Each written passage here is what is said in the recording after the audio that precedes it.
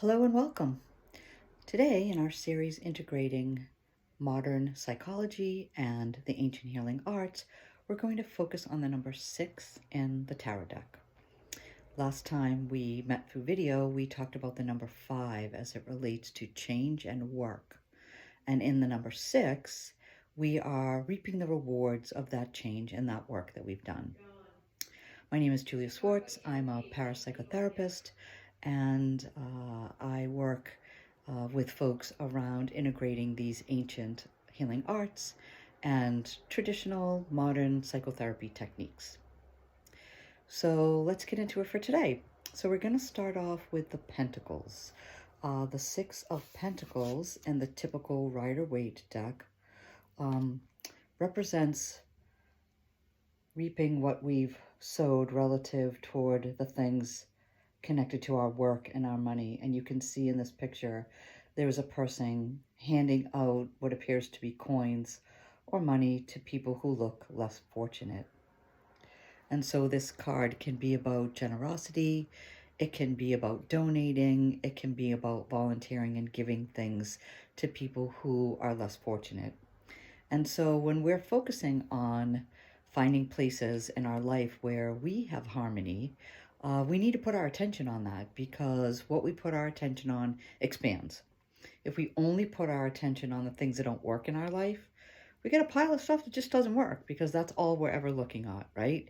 It's a law of quantum physics that what we put our attention on expands. So where do we choose to put our attention? We all create our own belief systems. We all create our own realities based on our belief systems. If we change our belief systems, we change our reality. And the Conley deck, the 6 of Pentacles, reminds us that we're all connected. If you can see the light coming from people's heads and bouncing off and landing on other people's heads, it reminds us that we're all connected. And when we give of ourselves to other people, we also give to ourselves as we give to others, right? That's reciprocal, that's altruism, that it feels good to give of ourselves. And sometimes it can help us to get out of our own way. One of the psychiatrists that I collaborated with at one time, their specialty was in OCD, and they required every person that they worked with to volunteer, to give of themselves, so that they could get out of their own heads and they could focus on someone else rather than be focused on themselves. And that's what this card really represents, right? That even when things are difficult and challenging, if we notice it, we do have abundance in our lives, and there is harmony there when we look for it. I needed to also mention that in this Rider-Waite deck, the 6 of Pentacles is connected to the Moon and Taurus. Moon is our emotions. Taurus is our stuff and our values. It's a very grounded earth kind of an energy. So in the 6 of Cups, this is represented by the Sun and the sign of Scorpio. So it represents reflecting back on a time of childhood and family. It's about nostalgia. It's about our roots. It's about going back. And while it can be important to reflect on the times when we felt a sense of harmony and a sense of family and a sense of service and connectedness, we don't want to get stuck in the past, right? You'll hear me say this a lot. We go to the past to learn, not to live.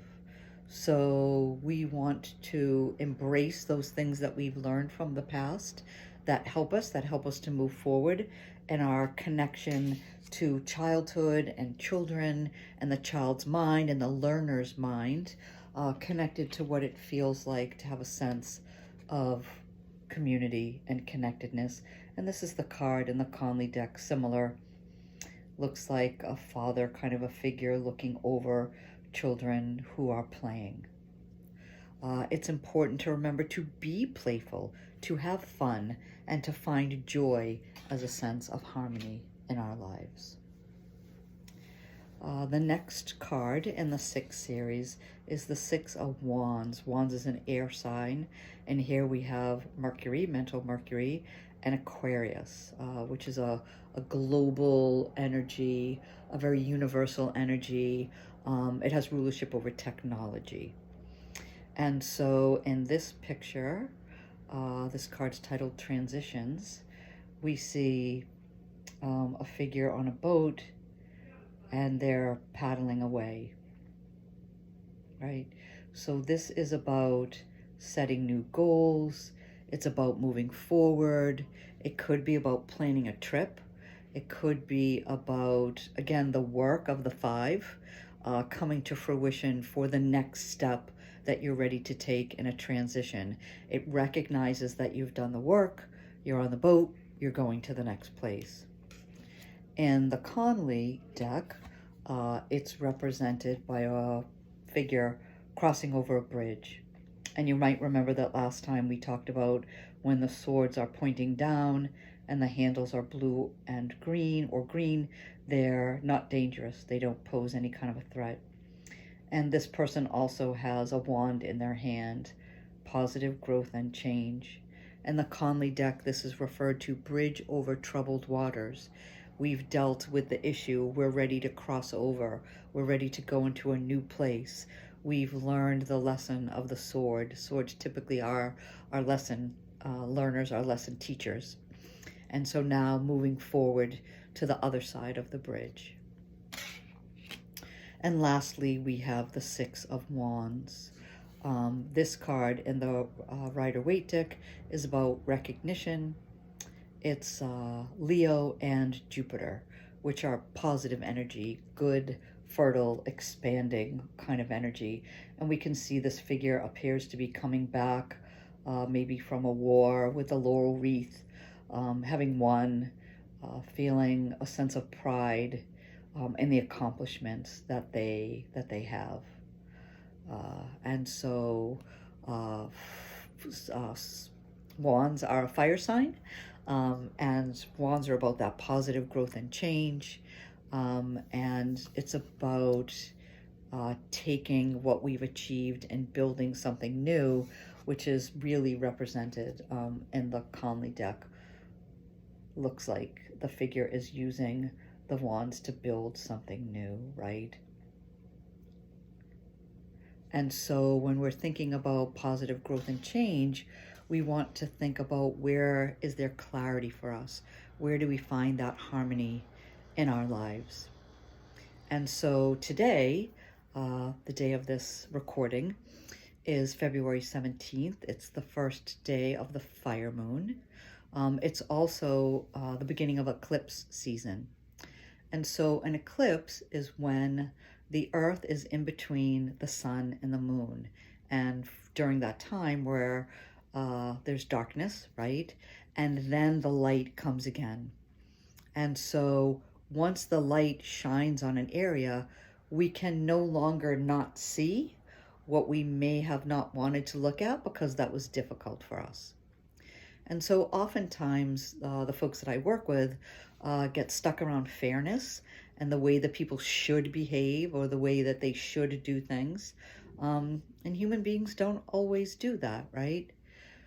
I often say to people when we talk about the word should, which is one of the cognitive distortions in cognitive behavioral therapy, people either will or they won't. They either did or they didn't. The same is true for us. Something is important enough to us that we either will do it or we'll choose not to. And if it's about something in the past, we either did it or we didn't. And so it's about being at peace with that. And so oftentimes folks get pretty stuck around fairness. It isn't fair the way someone treated us or a decision that they made. It can be in a relationship. It can be within our town. It can be within our government. It can be global and in the world. And so most of us had the experience of our parents telling us, well, kiddo, life's not fair, right? And that's true. And so the way that we can make things feel more fair is that we are responsible for setting limits. We are responsible for stating what our expectations are in our relationships, whether they're intimate relationships or in our families or in the workplace or in other community things that we're involved with. It's not up to other people to treat us fairly or do the right thing. It's up to us to train other people the way we want to be treated. And if we ignore behaviors that don't align with us, with our ethics or our values, then we are responsible for having not set that clear limit and stated that expectation. And sometimes it's hard to hear that. Sometimes they're difficult conversations to have. However, we are responsible for that. I often say to the folks that I work with that sometimes there are people in our life who are able to receive that message. They can hear that. It might be painful, it might be hard, they might be a little defensive, but they hear it. And other people can't hear it. They deflect, they won't take responsibility, they can't hear the feedback that we're giving. And then we need to move into acceptance. I often say elephants don't climb trees because they don't. And if we have an expectation for someone that's outside of their frame of reference, that they just can't, not won't, can't hear it and can't make the changes, then we decide whether we get enough from that relationship, there's enough harmony, there's enough peace, there's enough clarity, that it's worth it to have that person in our life. Or we decide that we might need to love that person from a distance or weed people out of our lives. Not all of our relationships are meant to last all of our life. People come in our lives as an opportunity to teach us something, and we also have the opportunity to teach other people. And the lesson might be, I have to set this limit with you. I can't have you in my life because you don't respect me, or you continue to cross boundaries that I've set. And so it's up to us, not the other person, to do the right thing, set those limits, have those expectations. So as we go through this eclipse season and we enter into the season of the Chinese New Year and the fire horse, where do you want your attention to go? What direction do you want to be in? Where do you seek and find harmony? Where do you shine your light? Do you choose restlessness or do you choose clarity? Because we always have a choice. We might not like the choices that we have. We always can choose how we react and how we respond. And sometimes we might need time. Sometimes we might say, I heard that feedback. Let me digest it. Let me think about it. Let me get back to it. I need to process it. So thank you again for all of you who continue to watch these videos, like and subscribe. Take really good care.